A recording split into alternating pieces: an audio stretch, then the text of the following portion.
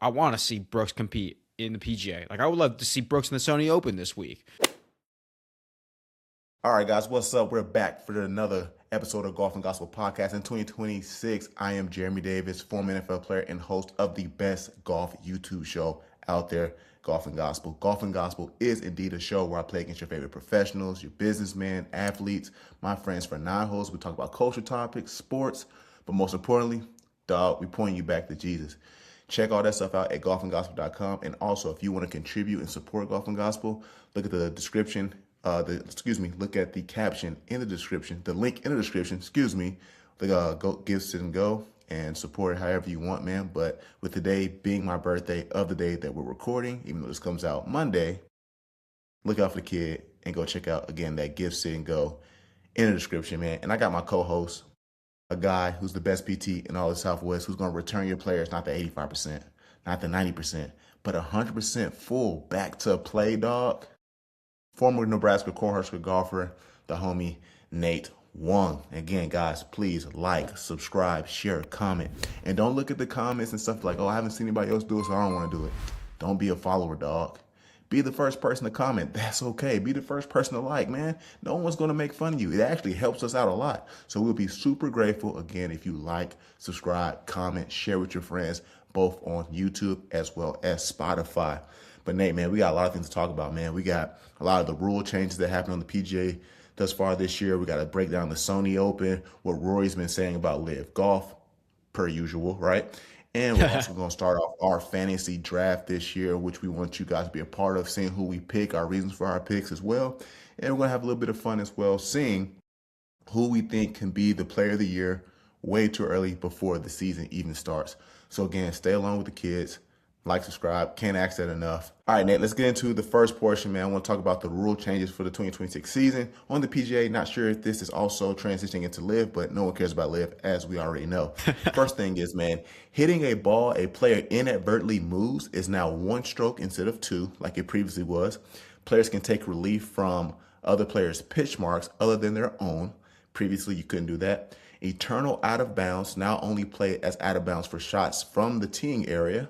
Fourth one, players can now get extra relief from immovable obstructions around the green. Next ones, players can replace damaged clubs mid-round with a components from the back as long as the damage is not caused by abuse. And lastly, the relief area for preferred lies reduced from 1 club length to 1 scorecard length, which is now 11 inches. Nate, what are your thoughts? Do you like all of this? Do you like some of it? Do you hate all of it? Let me hear what you're thinking, especially as, a former college golfer. Dude, I mean, I thought there was going to be a mud ball change, like something just at least like more explicit. I don't know if there's like anything within the rules, like layers of the rules that actually allows for like relief from mud balls. I will say this, dude. The big thing, I've always felt this way about divots in the middle of the fairway, is a divot is a man-made object. You know what I'm saying? And most man-made objects on the golf course you get relief from. Sprinkler heads, cart paths. I don't know. If you're next to the bathroom or something like that, like if you hit a ball next to the bathroom, you get free relief from that. So I always thought pitch marks, especially if you hit it right down the middle, like you shouldn't be penalized for that. I'm glad that that's a rule now. I think we're going to see a lot better golf because of that. I really don't have a lot of opinions on the out of bounds thing. I will say the one about like relief around the green, like if a sprinkler head's in your line, I honestly thought like, dude, that was rigged. Like we should let people have that like shot around the sprinkler head. Because I remember I was playing Southern Dunes at the Arizona Stroke Play one year, and in Southern Dunes it's dry and the greens are like elevated, so like it slopes down. And when it's really dry, I don't want to chip up to the green. And if I like gauge my distances wrong, it'll like go over and then like slope down the backside of the green. So I'd I'd want to putt it. But then if there's a sprinkler head in between me and the hole or in my line, I'm like, yo, I gotta chip that over the freaking sprinkler head. So, yeah, I think that's a great rule too. Like that, no, if it's like if I'm like that, right? Well, if I'm like low hitting high. And I want to putt it because Southern Dunes is super dry. It's kind of, I mean, I don't want to compare it to like the old course or Scotland golf, but Yeah. it's more similar. And I want to Texas wedge it a lot. And if there's a sprinkler head in your way, that takes that shot out of it. Grand Canyon is on the course like that. Like Grand Canyon has got elevated greens, and as long as it's usually like pressed down and dry. At least Yeah, the it times is. I've played it. So when you like miss the green and the pin's kind of close to you, like I would rather putt that shot. And if there's a sprinkler head in the way, it's like get that thing out of there. So I think it's great. I think a lot of these rules are great. The club repair too. Like there's shots like didn't Tiger Woods hit a shot around the tree and then it broke his club? Yep, and he had to release the club because yep. Yeah. So I think these are great rule changes. But yeah, do you like these changes? See, I go back and forth. There are certain rules that I do like about it. One, speaking about, I like that the clubs can be repaired when unintentionally is broken. Because there are some times like, man, guys might have a difficult shot, again, trying to punch out around a tree. Think I just damaged my shaft or maybe my club head and Yeah. stuff like show some grace there. And I like that the PGA has decided to show grace. Now, obviously, there's a situation where guys are like slamming clubs or throwing their club into the water. Rory or Brooks Koepka breaking tee marks and stuff. Obviously, Wyndham Clark breaking his driver and a T-Mobile sign. Yeah, bro, like you reap what you sow. You deserve not to have your club anymore. But I do like that if it's on an accident, you get the opportunity to repair that club. Um, what I don't like, and this is me kind of having some emotion for, the guys that played before us, is now I feel like a lot of these rules, some of them give you the ability to like break certain records because that play is not Uh, in play anymore. You know what I'm saying? So, for example, obviously we know Miles Garrett just finished beating the sack record, getting 23 sacks, but he did it in 17 games. So it's like, dang, like Michael Strahan, dog, you did that in 16. So now I'm just like, man, he had the extra game. You never know what Michael Strahan would yeah. do that extra game. And there's probably some PGA players in the past that are like, man, if I would have got one stroke instead of two, maybe I would have shot 63 instead of a 64 and made the cut. Or maybe if that one stroke would have got me to, possibly start going on like a birdie run, but now my mindset is messed up because now it threw me off and that carried into the next holes. It's just like, that's just again me just Yeah. having a heart for the past and people like that too, man. Because you never know, maybe Tiger does get those 18 majors. Now, obviously, you Oh have to go back shoot. and study and Yeah. look at like, okay, would this shot have affected him? Would these rules come in play, or maybe just play clean golf and like maybe he'll still be at 15. But I'm always kind of having like a mindset for like the people of the past, like, dog, No, I. you know, those guys would like Arnold Palmer would have loved to have that rule, or obviously Jack Nicklaus Oh would love yeah, to have the that divot rule. rule. Tiger Woods now. Yeah. Yeah, but again, the games and sports are consistently evolving, rule changes. So I mean, it's part of sports. So, but there are a few rules. Like again, I do like that you get your club's not going from your back. You're not playing with 13 now. You get opportunities to have all 14 clubs, man. So, I think it's pretty solid. I just always think You just about like the the old guys that came school. before us. I like the guys Yeah. that came before us. I Yeah. think that's like if this is the thing is if golf is unwatchable or if it's like dangerous, like in NFL, it's like if it's a dangerous game, how can we make it safer? Rule changes can make it safer. I get it. But then I'm also like, if the product's not watchable, then maybe we should change the rules. I don't think golf was bad though, but I do think like I don't think the season golf was unwatchable, but I think the PGA Championship there were times it was like why like this isn't fun to watch. You just see Sam Burns duck hook a shot or even Scotty duck hook a shot and it's they put a good swing on the ball. And I think the rule should allow for those changes to happen. I think it should evolve in a better way instead of like evolve for the sake of evolving. Yeah, yeah. Hey, and maybe that was the mindset they had. I mean, obviously we're not in those meetings, but that's what it's going to be for now. And again, like I said before, I wonder if this does apply to all golf, like this applying to the LPGAs or applying to Oh live. yeah. Because now I can only think too, like if those live players don't adhere to those rules, and then they come play in their majors where those rules are applicable, it's like, It's our oh balling. shoot. Like Yeah. or imagine if they write down the wrong score and now your scorecard's wrong because you like, oh Oh, you shoot, I signed the thought it was wrong two score. strokes. Yeah. Yeah, I thought it was two strokes when it was really one stroke and stuff Oh. like that. But I mean, but obviously that's up for the player to have the understanding going into those tournaments that the rules are changing.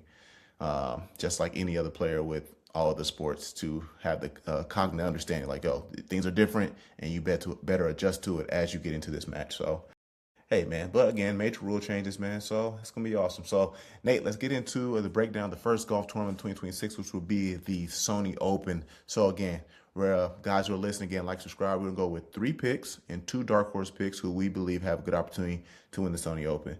Nate, let's start with you. Let's just go. Let's go. Name all 3 yours, and I'll name all 3 mine. Okay. Real quick, dude. I just want to say I'm so freaking hyped for golf season. Let's go. Yeah, yeah, But big time. all right, let's see. Sony Open. So I wanted to do this, Loki. I wanted to just close my eyes and just scroll and then put my finger down and then pick a player. And Yeah, that'll be because it's the first one. We don't know. yeah, you have nothing to build off of. Yeah, Obviously we can have hunches. But anyways, that's gonna be my strategy. So here we go. I'm just gonna let. that's crazy. All right, Matt Schmid. That's pick number 1. Let's go. That's actually solid. I think he played pretty well last year. I thought he had a few times where it's like he's making some Ryder Cup contentions, the way he's been playing. I think Ben Griffin's first win, Matt Schmidt, was actually in contention of Yeah, I was like winning fighting for it. Yeah. that tournament. Yeah, yeah, yeah. So that's He was solid. wasn't he kind of in contention for Ryder Cup? He was like right around I thought he, 12 I to thought he scored 15. well. I think somewhere around there, man.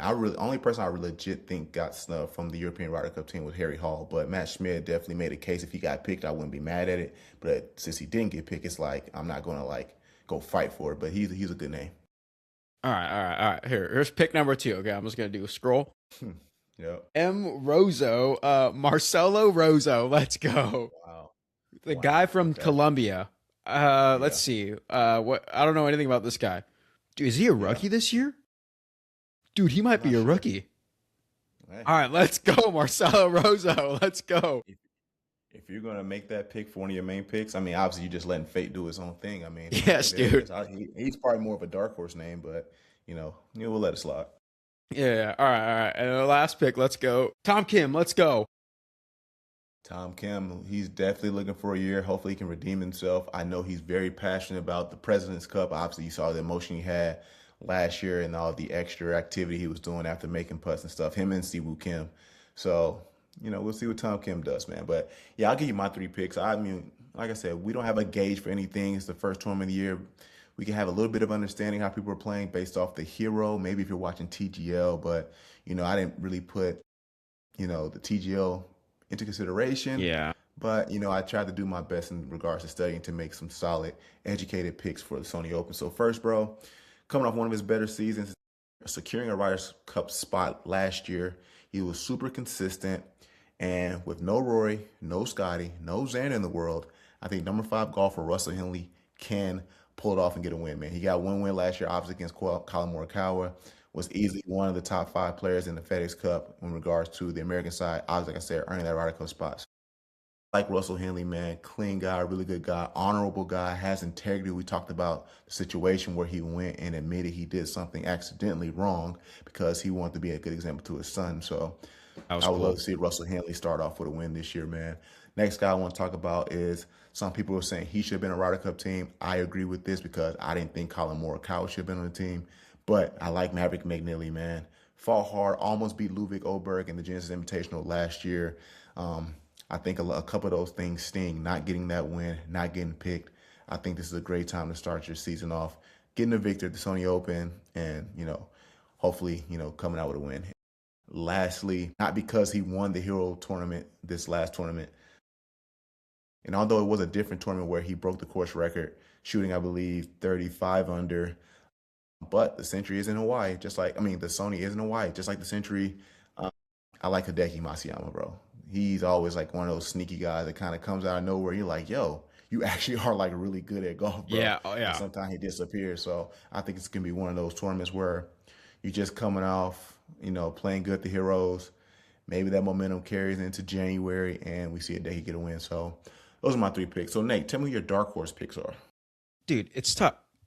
So I don't think we have this is on the docket to talk about, but how about VJ Singh playing in the Sony Open?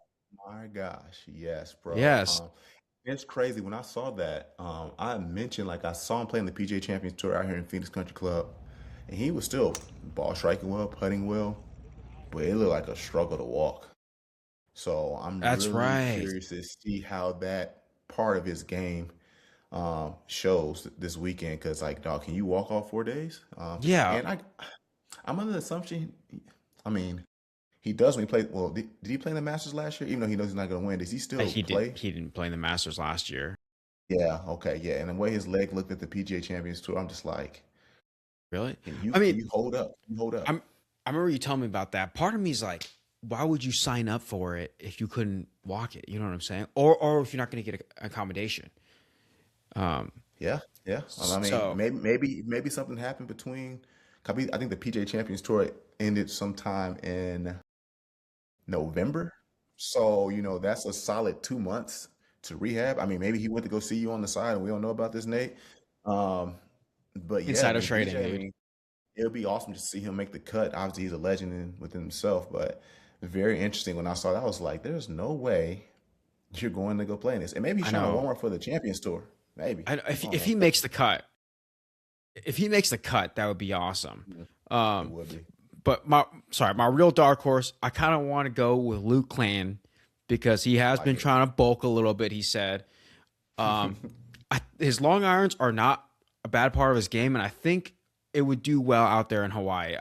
The tough Yeah. thing is like if it's windy, uh, Mhm.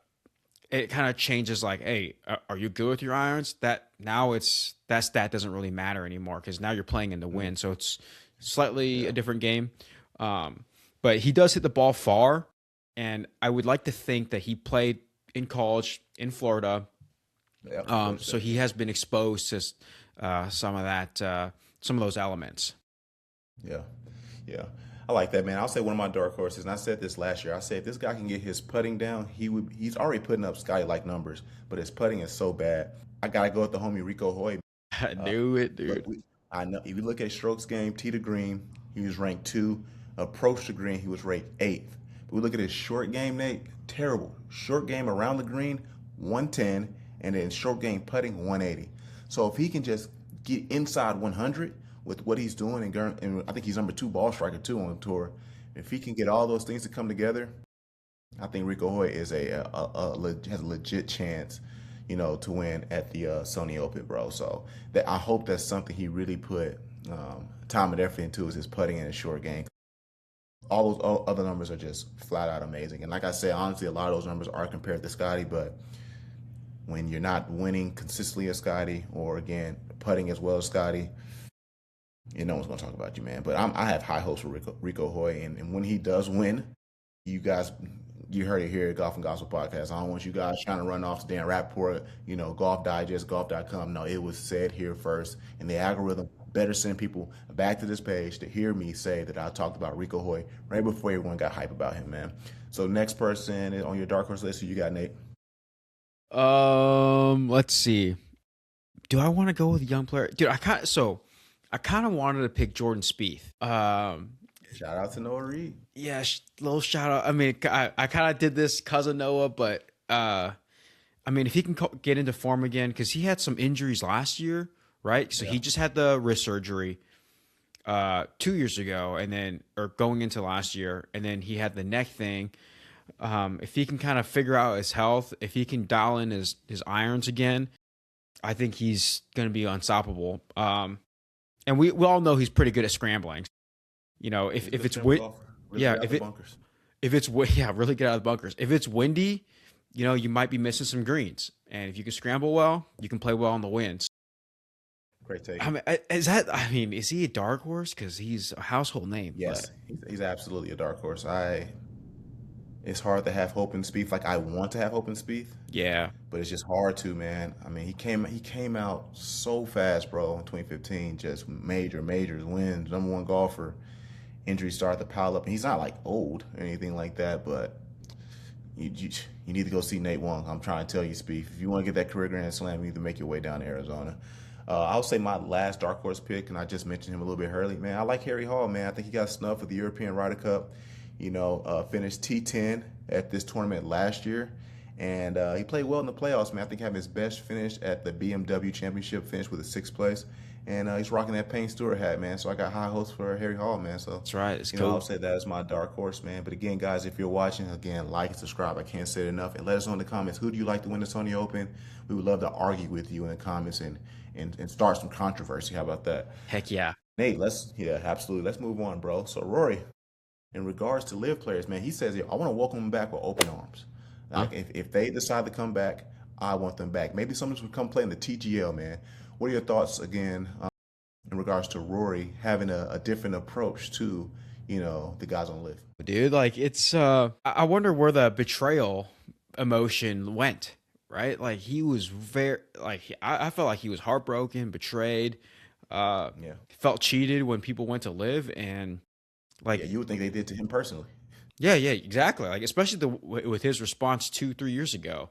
Hmm. I'm just kind of curious where that went because it's still like they still got their money and they still kind of abandoned the PGA, if you will, and all that was good in the world of golf.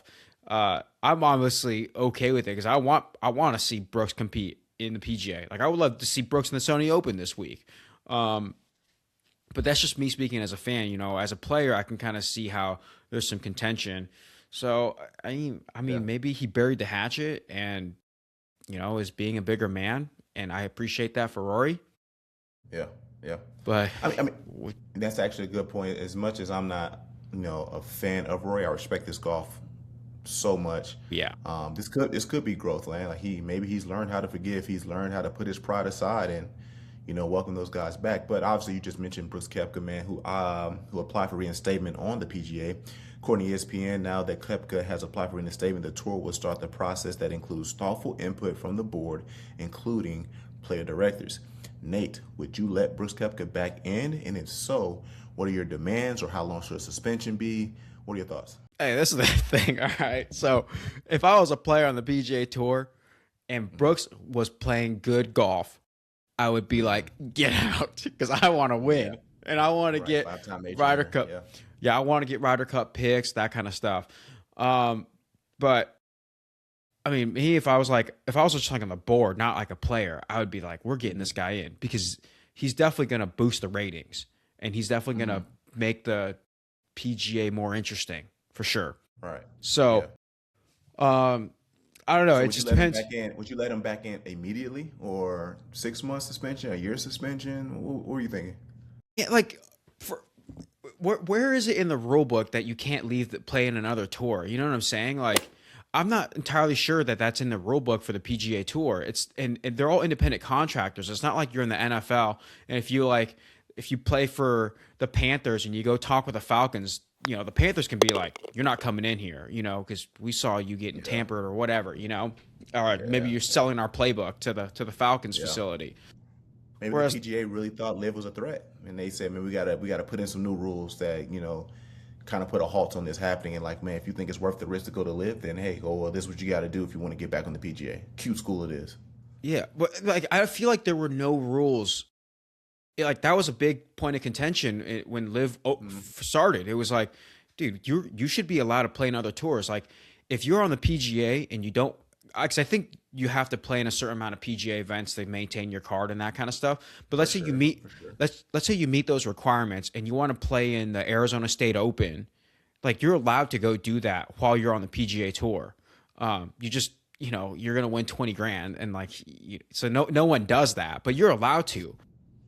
So Yeah, I don't know why it's like such a big deal. If there was like a clear cut rule that says you cannot leave, and they weren't just suspended because, and Brooks wasn't just suspended because they felt cheated. It wasn't. It was like a actual lawful legal suspension instead of just like I feel I'm hurt by you, so I'm going to suspend you from the tour. yeah, If yeah, yeah, if there was a real rule, all right, suspend him for whatever the rule says it is. But if there's not a real rule, dude, get him back on the tour. Get eyeballs on TV yeah, screens. yeah, yeah. I agree. I like that too, man. Now, whatever the rule is, or how long it takes to reinstate a player, which I think is 1 year. I think it's considered 1 year since I think it was what was it, a 5 year suspension, and at this point he would be at a year left. I think you make him serve that time, and then get back to playing. I kind of hate how I see a lot of comments about people saying like, oh, well, no, just lift the suspension. But anybody else who doesn't have a big name or this many majors, then, they have to serve this many years. I don't like that, man. Like, let everybody serve their equal sentence for doing the same exact crime. For sure. But Yeah.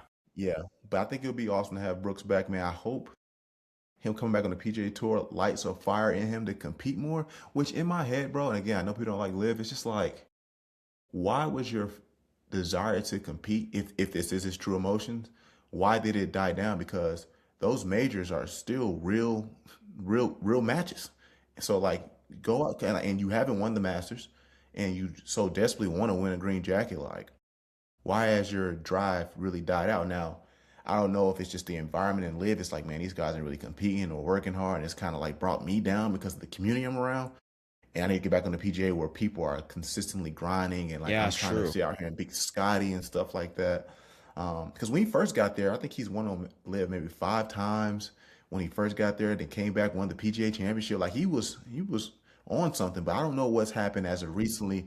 What has made that a little bit more difficult Drop for him? off. With maybe Yeah. his where his desires It's about aren't your as friends. strong to Like, compete. it's about what we said Right. about godly friends. It's like he's around Yeah. a bunch of hmm slackers on live. Apparently, I don't. Yeah. We don't know, but Well, yeah. if he's around a bunch of Yeah. slackers, that might make him slack a Yeah. little bit. Yeah. Well, even though Brooks did leave, they replaced him with another big name. Some people may debate this. Thomas Dentry, 32-year-old former waste management winner, heads over to Live. Nate, do you think this is a good name that kind of still gives Live some sort of hype? Because obviously this offseason wasn't that strong for them. They had murmurs of Siwoo Kim, Sung J M. Couldn't get them. End up getting Thomas Dentry, a recent PGA Tour winner. What are your thoughts on that grab? Hey, dude, I just want to say so. It's a little tangential, but I swear I'll get back on point. Okay. Okay. Go Every ahead. every offseason, Nebraska's football team, we always say, wins the offseason national championships because Yeah. they always get some crazy signing. We get like a former 5-star guy, that kind of stuff. And we're really optimistic going into the season. And that's great for a fan base. When it comes to live, they were the offseason losers, dude. Like, Yeah. That's bad. That's bad. no hate to Thomas Dietrich. Like, he won the Yeah. live equivalent of a PGA event, the Waste Management Phoenix Open. Good take. So, Good take. yeah, so that's, a kind of parallel for like, hey, like, I think he would do well on live. And I'm very happy for Thomas Dietrich. There's nothing against him. Mhm. But Yeah. as far as live goes, man, like, are the live fans going to buy tickets and because they signed Thomas Dietrich? It's like if you're an organization, you fired your head coach in the NFL and you hire some random dude, it's like that ain't gonna sell tickets. And I just Yeah. don't know Yeah. if Dietrich's the guy. I think in regards to winning the fan base in America, don't think he's going to win them. But Yeah, he's for what? sure. He's Belgium. He's Belgium. Is Belgian. he? I don't know if that's a proper term. I think so. But him, for what Liv does out of the country, they do a fantastic job. They just signed a contract with TNT for when they play overseas. When they play in America, it's still FS1 and stuff like that. But they are making major moves when it comes to out of the United States. And I think getting a guy like Thomas Dentry is a good signing for that particular reason. Now, again, trying to get the fan base in America, Yeah. and obviously with contract disputes right now with Bryce DeChambeau, you still need to get another big name. I don't know how often the free agency period works in Live Golf. Like, do you have 2 more weeks to sign a free agency and secure your teams, or or is that like an all year thing? If someone wanted to hypothetically long shot this ever happens, let's say like let's bring up Siwoo Kim again. Let's say like after the American Express, he's like, you know what, I'm gonna take my shot at Live, and he lives. Like, is there a period open where he can still go there? Well, he's also Korean too, so Yeah, they would maybe want more an on the American side. American. Like I say, if Max Home is like, you know what, I'm a slide, bro. I'm about to go play on Live. Does he have the opportunity to do that after the 5th tournament of the year?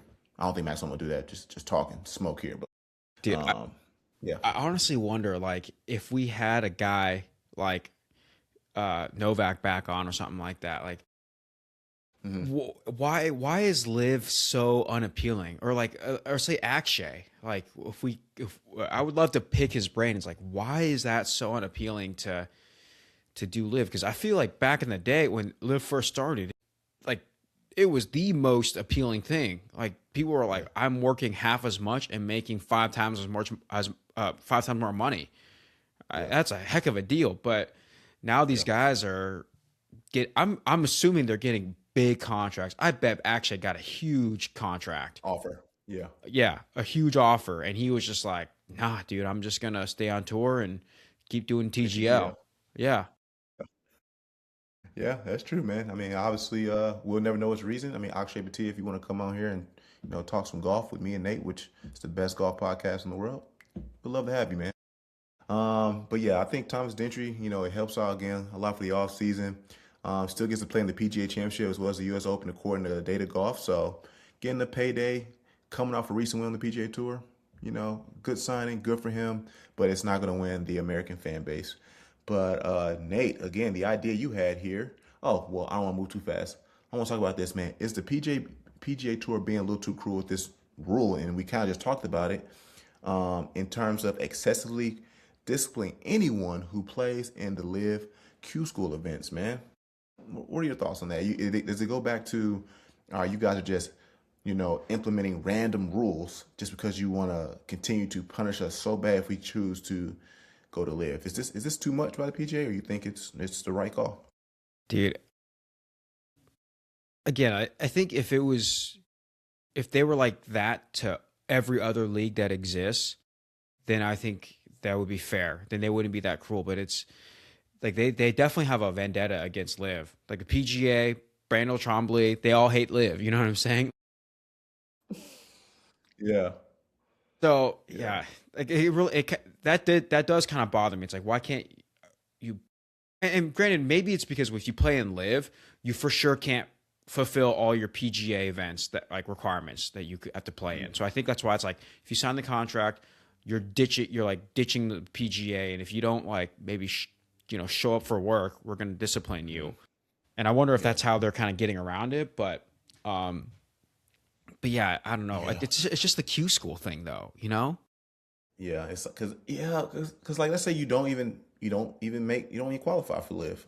And it's like, well, dang, now I can't go back to the PGA. And I wonder Yeah. what the scheduling looks like too in regards to the date for Q school for the PGA versus the date for Q school with LIV. Because some people are like, man, like, well, I missed the cut at PGA Q school. Am I just supposed to go play in the Astro Tour? Well, I'm gonna take my shot and go try to make it on LIV, which in their mind is just as equal to the PGA. So if I don't make it on PGA Q school for PGA Tour, let me go give my shot at the LIV Golf Tour. And it sucks that they put that rule into play because again, let's say if a guy doesn't make Q school in PGA, and then PGA is like, you know what? Well, if you try to go play in this other league, even though you missed the cut, and we want you to start over and grind to get back on the PGA Tour, we're going to suspend you, or we're not going to let you on the tour. And it's like, but bro, I missed the cut, Yeah. and Like I want to keep trying to play this year, and I don't want to go play on mini tours or go play on the Astro Tour or whatever it may be. Like, I want to give LIV a dude. shot because I just want to play golf this year. So you're low key like almost you didn't lay it out exactly like this, but it's like, does that mean the PGA is taking away opportunities from players? Like that's kind of what it sounds like essentially. It's like, all right, if you miss Q school for the PGA Tour and you go play Q school as soon as you sign up for this thing, you're done. You're not Yeah, going to be back on the PGA Tour. And it's like, well, if they miss that, then they just yeah, got to do mini tours or get a new career. And it's like, yeah, dude, yeah. yeah, are they taking away these opportunities for players? They can't be doing that, dude. That's what I think. And I mean, according to this Golf Digest post, when again it just says the PGA Tour being excessively cruel and disciplining anyone who plays in a LIV Q school event. It's like, It's just Q school. man, like, yeah, let me go find opportunity elsewhere. And they're probably like, fine, you can go find an opportunity elsewhere, but it won't be here. And it's like, well, they just missed the cut for PGA. Like, they want to keep playing golf. And I don't think LIV has the foundation to do this yet, but LIV isn't going like, okay, well, if you decide to go back to the PGA Tour, like, we won't welcome you back here then. I haven't seen that rule put into play for anyone. Yeah. I know when Brooks left LIV, LIV gave him like I don't want to say a heartfelt, but they was like, man, thank you for everything you've done and trusting us and joining this league. And the PGA just like, all right, if y'all leave, like, we don't rock with you like that. But I think because of his name, like Brooks Koepka, they're not like, okay, like, let's try to reinstate Brooks. But you never Liv doesn't seem to be like bitter, like, okay, well, if you go do this, don't try to come back or anything, unless it's not outwardly expressed that way. Yeah, well, And PGA Tour is like that. if I bet if Brooks wants to go back to live, they would take him back. There's no, I mean, I think they would. yeah, I mean, I think they'd be stupid not to for sure. But yeah, I think they would. But here's the thing though. What would Liv do with regards to contractually? Because he had one more year in this contract, and he said, you know what, I'm going to Oh leave, yeah, citing you want to be close to family, but now he reinstates for the PGA Tour. There has to be something contractually, like I don't know what it is financially, like okay, well, if you're going to miss out this whole year, you need to give us back a year's worth of pay. yeah, got to pay back Because I a mean, fine. you should do that, bro. So I mean, That's a yeah, good question. Yeah. and I'm only saying that because like Brooks say, you know, I'm gonna go back to live, and they're like, okay, here's your contract, but we're putting like these stipulations in here, like, okay, if you decide to leave, whatever your earnings were last year, you have to return that earnings back to us because we can't kind of have this like a revolving door, like you either here and you're gonna lock in, or don't be here, and Yeah. you know, and maybe at this point, Brooks is at that point like, well, I don't want to be there. Not to say that that happened, but if you were to try to come back, the wording in the contract has to be a lot different. But Nate, let's move over to this, man. You want to do something a little fun here. Every year we see on the tour, Scotty dominates the PGA. Rory is always in contention.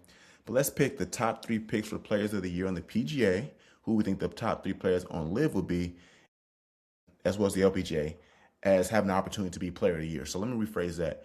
Who do you think can be player of the year on the LPGA, PGA, and LIV if there's no Rory or Scotty? Let's start off with the PGA. Oh wait, so with the LPGA is like Gino still on? I mean, I guess like you know. Well, you gave us this segment, so that was a rule you put in. Okay, all right. Yeah. No, I you just said no Rory, no Scotty. no Rory, no Scotty. All right. So way too early player of the year for the 2026 season. Yeah, I think, I'm gonna go Fleetwood. It's gonna be my good way pick. too early. Hmm. I think he finally got the monkey off his back, and watch him Yeah, just go on a tear and start hmm, winning. That's one of my yeah, way too early player of the year picks. yeah. I'll say my first one. Well, I guess I'm gonna end up saying two because I agree. Tommy Fleetwood was one of mine. So once I get back to my term, everyone already knows that I picked Tommy Fleetwood. The guy that I picked, who I think is going to come back in form, he won on the FedEx Cup Fall, doing pretty solid on TGL. I think Xander comes back to form, man. Won two majors Ooh, just good. over a year ago. I think Yeah. Xander Schauffele can, because the year when him and Scotty were both dominating, it was some real strife. Like, dang, is a major winner going to be Scotty, who won at the time? I think he had 6 or 7 wins on the tour, but only Yeah, won one major. he did well with And the then players that they year. were the players, yep. And then Xander, who had 2 majors, but like every tournament was like top five. And it's like, shoot, like who's our player of the year, man? And it was good to see Xander really give Sky like a tug of rope or like argument, like, dang, you can go Xander, you can go or you can go Scotty. Like it was a very equal dispute when trying to, debate when you're trying to Yeah, yeah. figure out who it may be, man. So I like Xander. I think Xander comes back to you. I think he gets his putting dialed in. That was one thing he was lacking this past year. I think Xander has a great opportunity to be player of the year if he gets it dialed in. Yeah, yeah. He wasn't like, I don't want to say lacking putting, but he was not putting the way he usually did for sure. I think he was ranked like somewhere above 120 strokes gained Was plus. he really that bad? Yeah, Oh yeah, man, never it mind, fell dude. off. He It was fell off. lacking Yeah, putting, man. Never mind. yeah. But he still wasn't missing cuts though. So he was playing good enough to Yeah. make cuts. But a lot of those birdie putts that we typically see him make, eagle putts, it's like, yep, got you enough to get T22, something like that, man. So I think Xander comes back this year. Yeah, that would be cool to see. All right. My way too early MVP for the 2026 season. Number two pick is going to be JJ Spawn. You know what? My thoughts about JJ Spun. Great player, phenomenal player. Story's amazing. Walk on to San Diego State. Back and forth from Corn Ferry, PGA Tour of Americas, gets on the PGA Tour, plays amazing this year, contends with Rory at the players, ends up losing to him in the playoff. Almost beat Justin Rose at the FedEx St. Jude playoff. Obviously won the U.S. Open. I'm afraid, in JJ Spun season, I'm so sorry. I'm afraid he might be a one-hit wonder. You think he's a I'm Brian really, Harmon? he might be, bro. I don't want that. I'm not saying I want that for him, but I just kind of have a feeling like, is this going to be like, dang, JJ Spun's always going to be a threat, or is he going to be one of those guys on your on trivia night 20 years from now? Like, who won the 2025 U.S. Open? JJ Spawn? Oh, really? Oh, shoot. Yeah, oh, that's right. He did win. Yeah. Yeah. But again, every time I talk about a golfer, prove me wrong. I'm okay with being wrong. I'm okay with the humility of it. But that's just my thoughts with JJ Spawn. I would say my second guy is gotta go with Ben Griffin, bro. Second most wins on tour. Ben Griffin. Ben Griffin, bro. He's not going back to being an accountant or a salesman, whatever he was before he got back on the PGA Tour. All right. I think he's going to continue to stay hot. I think now he's hit a lot of milestones where now he doesn't have to be nervous anymore. He's already won on tour. He's gotten to play in the Ryder Cup. He's played really well in majors. Like, there's no more like, okay, this is my first time in the Ryder Cup. This is my first time in contention to win. Like, I'm used to being here now, and now I'm going to have the opportunity to hopefully take down a guy like Scotty. I had the second most wins on tour. Now let's see if I can build off that and see if I can win Player of the Year. So I think Ben Griffin I think it's a solid pick. See, that's what I think about JJ Spawn is like. I think after winning the U.S. Open, he started to contend some more, and like the switch clicked, and he's like, I belong now. Whereas I would love to be wrong. I would love to be wrong. Whereas like Brian Harmon won the last major of the year, and he couldn't kind of he couldn't keep proving that he belonged. Yeah. And I also last year. I know, and I also think he played out of his mind, and there wasn't a good showing by other players when he won the Open. So it wasn't. You're right. So I don't know. I have higher hopes for JJ Spawn. All right, so pick number three. Oh man, I don't want to pick this guy. Screw it, I'm gonna do it. I'm gonna go with Cam Young, dude. I like that pick. Yeah, I think you are definitely just so in love with his last 12 weeks of golf. Turning into a Cam Young fan, yeah. No, yeah. I part of me is like kind of that same reasoning with JJ Spawn. I kind of just talked myself into it. It's just when you start winning and you start feeling like you belong, then that's how you start to do well. I feel like at least that's what happened to me when I was in high school and like when I first finally started on varsity, and then in college, I felt like when I felt like I belonged, my game just kind of met my mentality, if you will. That I don't know. That ever happened to you when you played football and stuff? Big time. Yeah, especially in college, in NFL as a special teams player. I think I definitely saw those things match up. My last pick I already said is Tommy Fleetwood. Excuse me. So we can move over to LIV Golf again, the most hated golf tour in the world. Who are your three contenders to be LIV Golf Player of the Year? Well, okay. The obvious first pick is going to be Neiman because he plays ping. Wow. No, but yeah, like the seven wins. Yeah, he should have got snubbed. Big time. Big snub. Even John Rahm just said it. I think he did Colton Host show or something like that. Even he essentially said like it was different not having any wins, but being LIV champion is a bit odd. But I mean that's how the scoring system works. For me, I'm taking a long shot here, man. I'm going Tom McEwen. Obviously, he was a protege of Rory McIlroy. Yeah, he won on the Asian Tour, young guy. I believe that again the string of like what Joseph Ballester and Caleb Saran, David Puig all did towards the end of like the international series kind of shows like, man, we're going to be threats every week. So I like Tom McEwen to be a guy to be a LIV champion. Yeah, so I wanted to pick Hatton because he did well in the majors, but he's not ranked very high when it comes to LIV Golf. So are any of them? So I think I'm going to go with Ortiz because he did really well at the U.S. Open. U.S. Open, yeah. Yeah. The tough thing is he's on the same team as Neiman. I don't want to pick two guys on the same team for potential MVPs. But he played good at the Open. He's ranked 8th right now.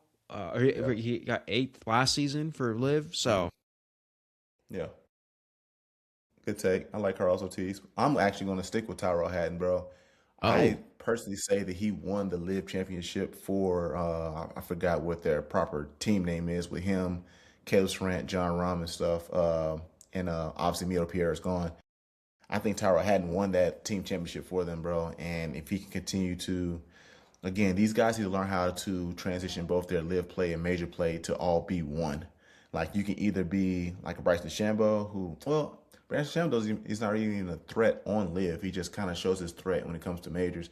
I Hmm. don't really see any of them being consistent on both tours, except Cam Smith being bad both on live and on PGA Tour. But yeah, I'm gonna stick with Tyra Haddon. I think Tyra Haddon has the opportunity to be Player of the Year. And Nate, who's your last pick for live? Well, I mean, it's hard to not pick a guy like John Rahm. Um, Yeah, so still fair. I feel stupid because I feel like picking Rahm is like picking Scotty or Rory, um, Hmm. but that wasn't the rules, so we can pick him. Those are the rules. We can't pick him.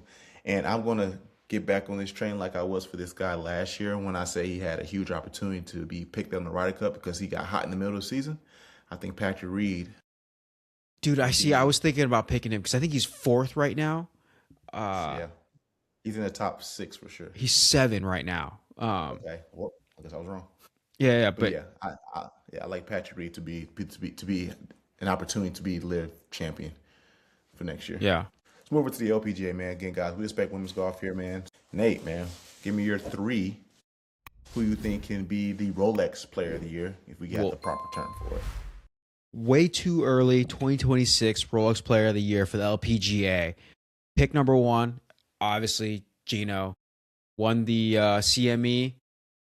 Number one, top Nelly. Got to Is go with world number Gino. one. Is world So, number one. yeah, is world number Yeah, one yeah. now. I'm on the same boat as you, so let's just move on to number two. Who do you have your second pick as? Dude, so I kind of want to pick the girl that got second, Patty. Wow.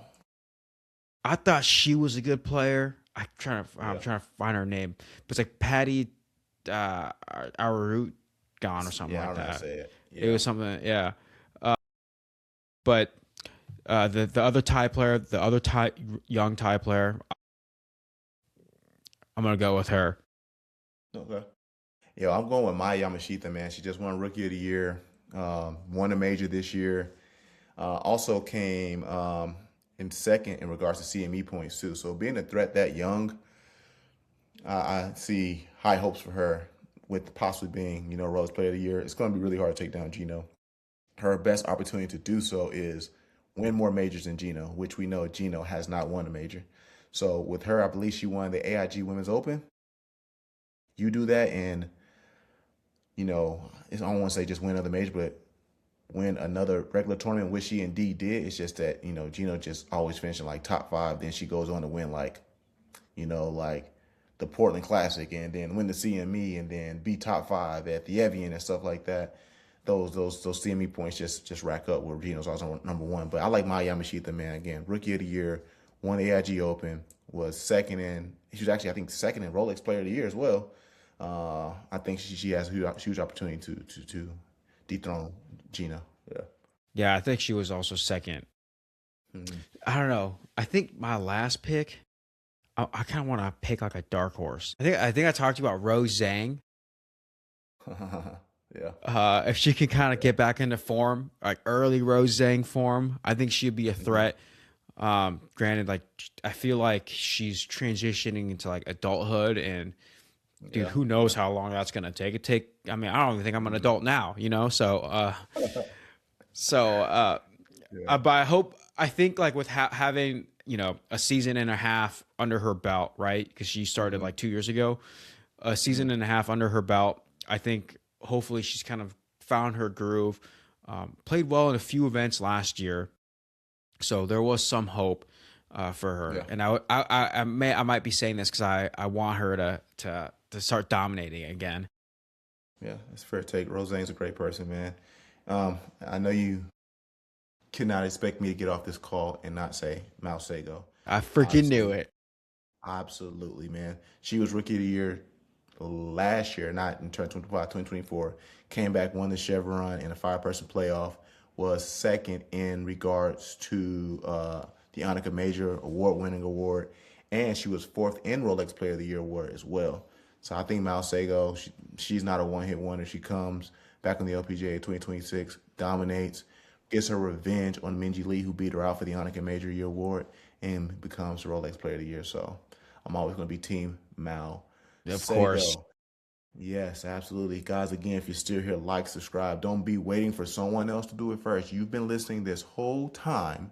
You might as well say something. You might as well like it. You might as well share it. But Nate, let's get into our draft. Again, Golf and Gospel Fantasy Draft. Here's our scoring system. Me and Nate will be keeping up with this throughout the entire year. See who comes out to be the winner towards the end of the year. So, draft format: PGA Tour, 5 rounds. PLPGA Tour, 5 rounds. LIV Golf, 3 rounds. Each round equals 1 golfer selected. Drafted players are locked for the rest of the season once you pick them. Placement points for PGA Tour and the LPGA. If the player you pick wins, they get 50 points. Top 5, 25 points. Top 10, 10 points. Top 25, 5 points. Only the highest finish applies here in regards to LIV Golf. If you win, you get 25 points. Top 5, you get 10 points because obviously the field's a lot smarter with LIV Golf. Major championship bonus points. If you win a major, you get 5 opportunities. Obviously, with the LPGA and LIV, players get to also play in majors with the PGA players. You win 100 points for a major win. Now, obviously, if you're new to golf and you just like listening to me and Nate because we're cool people, here are your PGA Tour majors: Masters, PGA Championship, U.S. Open, the Open. LPGA is the Chevron Championship, Women's PGA Championship, U.S. Women's Open, the Evian, and the Women's Open. Now, draft restrictions, though. For the PGA Tour, our final pick has to be a player ranked. Official World Golf rank is between 80 and 100 because we don't want to just be taking all the, The top dogs, top yeah. 10 players. Yeah, it's kind of boring. And for the LPGA Tour, the final pick must be an LPGA rookie who has their first full LPGA tour status. So, for example, Gina Kim's already been on the LPGA Tour, but now she's back on the LPGA Tour, so she would not be considered a rookie. Oh, dang. Oh, Yep, shoot. yep. Gotcha. You thought you had one, you didn't. Obviously, if they missed the cut, you just get 0 points. LIV Golf, there are no cuts, so that's why we're only keeping it to winner in top 5. Now, bonus runner-up finish, you get an extra 5 points. And if all the players you drafted finish in the top 25, extra 10 points. So, hope those rules make sense. Obviously, I will throw it up on here on the screen for you guys to see real quick. And Nate, I flipped a virtual coin, and unfortunately, I get to go first, man. I'm sorry to tell you that. I'm sorry, bro. And I keep everything as honest as possible. And the first pick of the 2026 Golf and Gospel Fantasy Draft, there's no point in waiting all the way to like the final 5 seconds like the NFL draft does. Just go ahead and give me Scotty now, bro. He's going to go get Scotty. All right. So I'm going to obviously take Rory. Got to go for Rory. Simple as that, man. We're wasting no time here, guys. Rory. All right, man. For our next pick, bro, I have high hopes for this guy. Obviously didn't finish as best as we would have liked last year, but I think it's going to come back strong. Give me Xander Schauffele. Whew, thank God. Okay. Give me Tommy Fleetwood. You know what's funny about that? Because if you actually look at the official golf world ranking system, it's like, man, he skipped the number 3 player on Mel Kiper's big board to get the number 4 player. And it's funny because some teams will obviously be like, oh, why is there a red flag on him? Then teams start to also pull back. It's like, why would you skip Tommy Fleetwood? But I really like Xander a lot, man. But with my third pick, I'm just trying to go with guys who consistently win. Won last year, has good film. Going with Ben Griffin. Ben Griffin, good pick. Hey, you know what? I'm going to take your guy, Russell Henley. Give me Russell Henley. Wow. Yeah, a guy who's consistently getting top 5s, top 10s. So that was 3? Some type of points. Yeah, that was my third pick. Okay. All right, with my 4th pick, I hate to do it to you, man. I'll go Cam Young. Not sure if he was on your big board, but a guy who just has momentum coming into next year, how he did last year. Yeah, okay. I don't know if I'm going to regret doing this, but I got to pick a guy because I like him. Victor Hovland. There he is.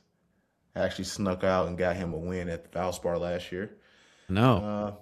Yeah, now with our final pick, we have to pick guys who are ranked from 80 to 100. Is that just FedEx Cup rankings or overall World Golf rankings? Overall World Golf rankings. I was looking at FedEx Cup. It's all right. Yeah, it's all good. I don't trust this guy, even though I really want to pick him, but he just... In my 5th and last pick of the PGA Tour Fantasy Draft, man, he better come back to form. Give me Tommy. Not sorry. Give me Tony Finau. Freaking knew you were gonna pick Tony Finau. I was looking at him. Dang it. Ah, dude, I feel like I was in a draft room and like That's funny. dude, I forget what team or I was watching the Cardinals and they were like doing the draft and they were like, Mm, we want a running back. We want Amir Abdullah from Nebraska. Let's go. yeah. And then Yeah. I forgot who drafted him. I think Detroit, but they were like looking and they're like, if they fall to us in the second round, if he falls to us in the second round, we want to get him. And then the Lions drafted him, and then Yeah. the Cardinals ended up getting David Johnson, so they're fine. So Which worked out. yeah, that worked out. So my David Johnson pick, I might regret it, but it's good. He's good. He's a rookie, I think, on tour. Neil Yeah. Shipley. Okay.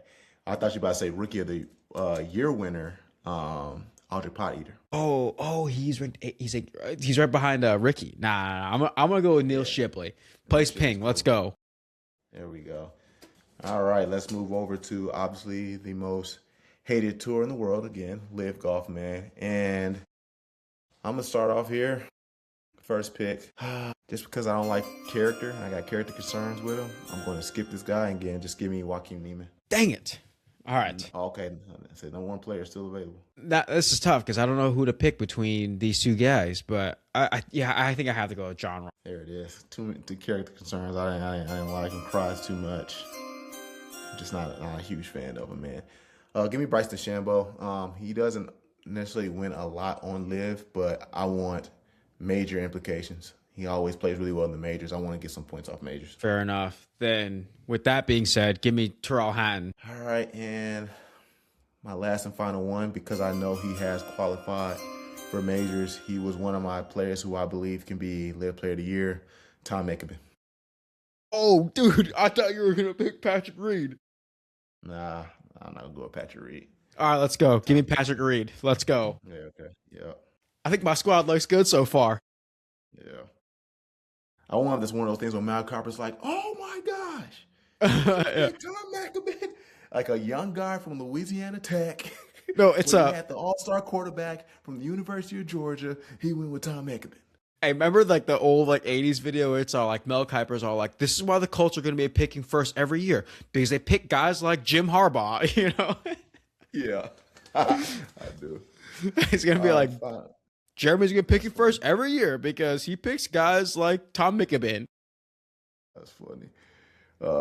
Hey, man, I just got a feeling, man. I watched the tape. And again, if he's a Rory McIlroy protege, then, like, you know, there's opportunity. That's true, man. Like, yeah. All right, so we're looking at official golf rankings for the LPGA. And with the first pick, it is my turn, right? Yeah. Yeah, give me Gino. too easy. Too easy. Doesn't win majors, though. Has not proven to win majors. I don't know if this is going to be a stupid pick, but I think I'm going to go with Nelly. It's not a stupid pick because she got her scoring average down, didn't win, but was top 5, top 10. Hopefully this year changes as well for her. Sticking to my guns, like I said, a young player who was really good, rookie of the year. Give me Maya Yamashita. All right, dude. I want to read off your draft board here. I'm going to pick Mao Sego. That is crazy. That is crazy. That's kind of like, what year was it when the Cowboys really needed a tight end and Philly traded up and drafted Dallas Goedert? I feel like you just did that really? to me and Mal Sago. I feel like you just did that to me and Mal Sago. I know, dude. All right, well, I'm going to continue to go with people who win, do well in majors. Give me Minji Lee. That is a good pick. Let's see. I think I'm going to go, like, Grace Kim's not. No, that was what's the best way to put Grace Kim? Obviously, no disrespect. It's like that year. Who's the quarterback for the Carolina Panthers? Oh my God. Jimmy Clausen? No, not Jimmy. Jimmy didn't make it to the Super Bowl. Jake Delhomme. Jake Delhomme. Yes, dude. Yeah, and that's like Ted Ginn Jr., dude. He's with Carolina, kills it, goes to the Cardinals, does nothing, goes back to Carolina, kills it again. Yeah. Nah, you know what? I think I'm going to go, let's see. I'm gonna just do Lydia Ko. One last year, solid Yeah. performances. Like part of me wanted to go Lilia Vu. Um, Man. another another bit of me wanted to go with the girl that won the U.S. Open. What Was was it her my name? Starks? Yeah, Maya Starks. I was kind of like Yeah. maybe, but she kind of fell off after the U.S. Open. Big time. Yeah. All right. And this is our fifth pick right here, and it has to be a rookie. Obviously, me being super biased, she finished in the top 8 at the U.S. Open this last year, just coming off a really solid year on the Epson Tour. I'm going with my dog, Haley Cooper. Hey, does Lottie Wode count as a rookie? Nah, because she was in contention um, Because for last and year. the only reason why I asked is because this would be her first full year on the LPGA, so I don't know if that.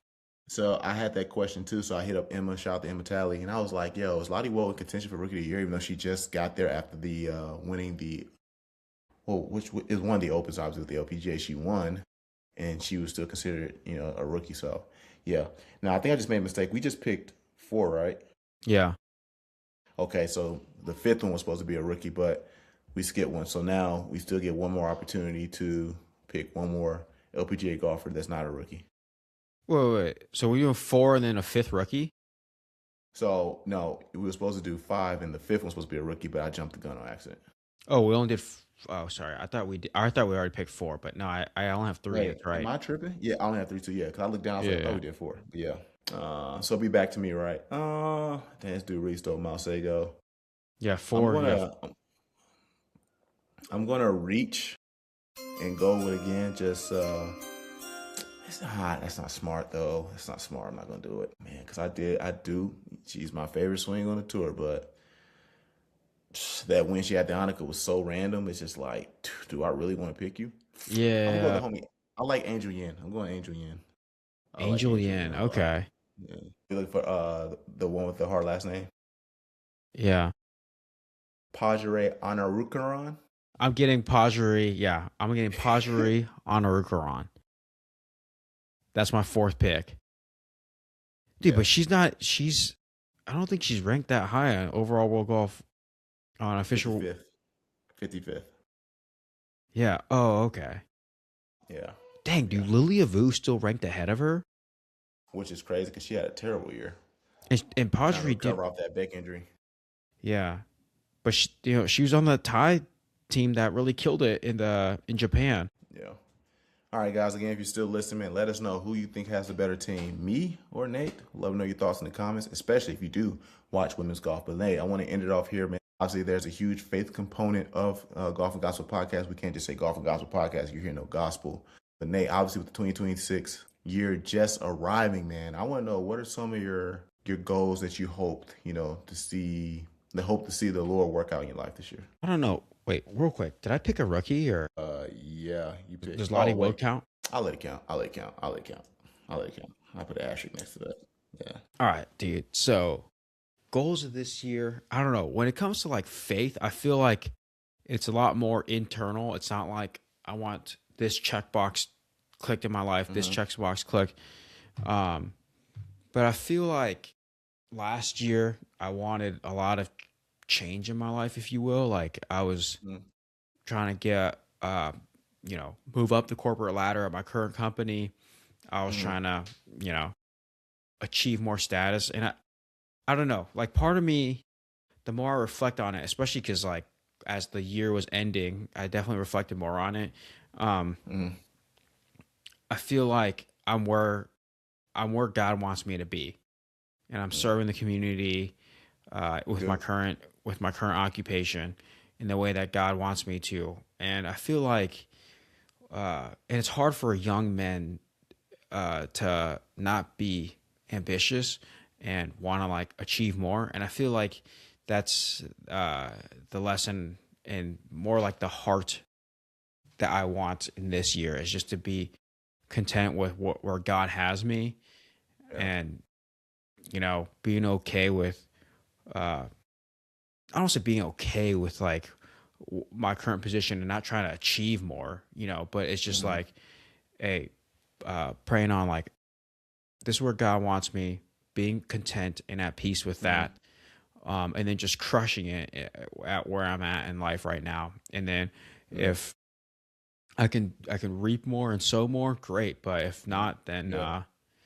then this is the role that God has me, and I'm just His instrument. And Mm. I'm not like it's this whole world isn't the story about Nate and how Nate can accomplish more. It's about God, and I just realizing like I'm just here to serve Him and the people in Yeah. this the people He loves. You know.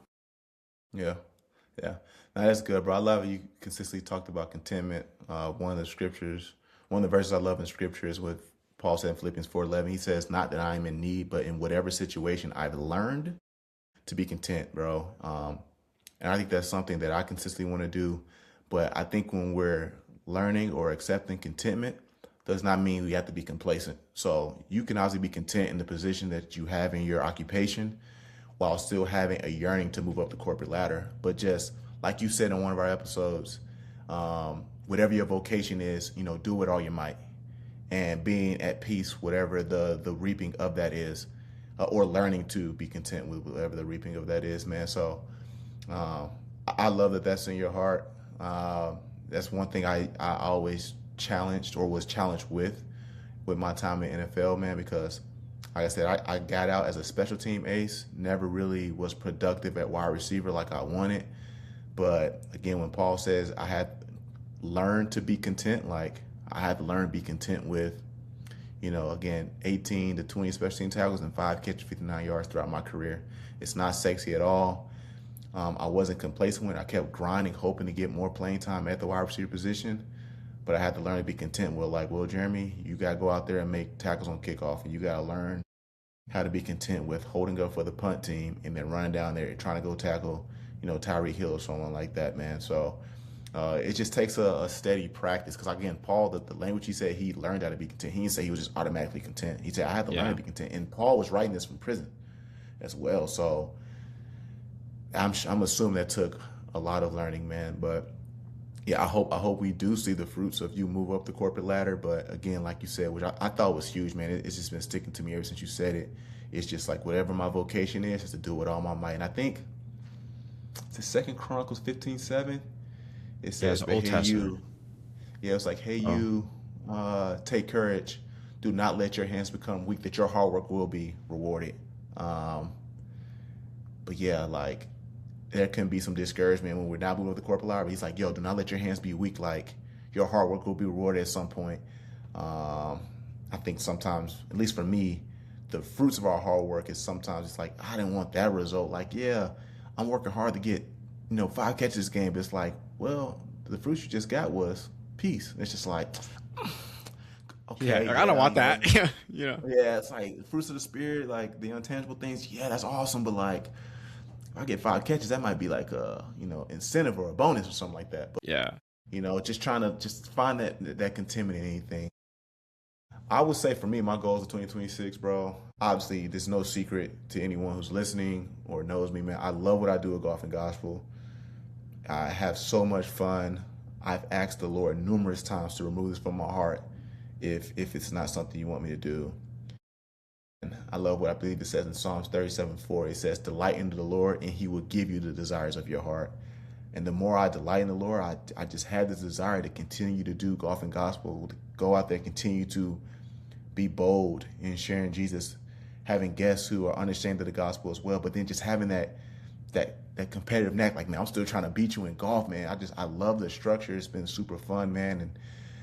And and bonus, man. I wanted to get monetized. I want to be able to do it full time, because it brings me so much joy to go out there and do it. And again, like I said, if it's not in the Lord's will for me, I consistently ask Him all the time, like, remove this from me, because it's almost like, and maybe this is like some internal, like a pride thing with me. It's like, because I don't think it gets the traction that it deserves. It's almost like I'll be like, man, I quit. Like, I don't want to do this anymore. And I'd be like, yo, rip this desire from me, like, because it's exhausting. Because I'm pretty much a one-man show. I do all my own editing. I pay for all the travel. I hit up all the guests. I work the website. I work the email. And then when I like post stuff, and I get it, it's not about cliche like, oh, go like this post, but like, unfortunately, in that space, like traction matters. And I had this insecurity with me that like, when people see me post stuff, it's just like, oh, it's just Geremy talking about Jesus again, move on, or Geremy golf again, move on, because it's just like, oh, that's just all it is. And and I think something with my flesh like just can't stand it, where I almost like I want to quit, like Lord, remove this from me. But again, the more I delight in the Lord, He gives me desires of my heart, which essentially my desires become His desires. Man, He keeps telling me to press on, and I just really want to see big things for it. One, because again, I just want to see people come to Christ, but I just also thoroughly enjoy it. So, that's one of my goals in life. And obviously, one that obviously my close friends know, but I'm not hiding it. Obviously my son was just born not too long ago. And this is a lifelong goal, obviously. I want to make sure that I'm raising my son in the disciplines of the Lord, as it says like in Ephesians 6, I believe. I want to make sure the way I treat his mother, that he treats women like that as he, gets older and, starts to date and stuff, whenever that time may be, man. I just want to make sure I'm a true reflection of a godly father, a godly husband to my son, and just continue to treat my wife well and stuff too, man. And that's, again, I hate to say that as if it's like, oh, that's a 2026 goal. I mean, that's a life goal. But that's one thing I want to be more intentional about, especially, like I said, seeing my son born. It's like, dog, I want my character to reflect the gospel so much that he's like, man, this is the only way I know how to do something, is because my dad did it. You know what I'm saying? So I would say those are two of my major goals. And anything else that comes with it, man, just I pray the Lord sovereignty just helps advance both those things. So I'm super hopeful for that, man. Nate, you got anything else, bro? No, I think that is awesome though. I totally get what you mean by like being discouraged, and I already told you this a million times, but I'll say it publicly. Congrats on your son. Thanks. I worked at a cash pay PT clinic, and like I would try to post like content and stuff, and it does suck. Is like when you like work really hard, and you work way harder than I ever did on any post that I posted on Instagram. But it's like I'll post something on Instagram, and if it gets like 20 views or like 5 likes, I'm like, what the heck? Why did I spend 3 hours on my Saturday doing this? So I could see the frustration, and but I do think like me hearing about you like being like F this, I quit, like that. That like makes me sad. And I'm curious, like if any other listeners out there feel the same way. It's like if you hear Geremy say F this, I quit, like how does that make you feel? Like if there's no more golf and gospel, and it doesn't happen without traction, obviously. Yeah. But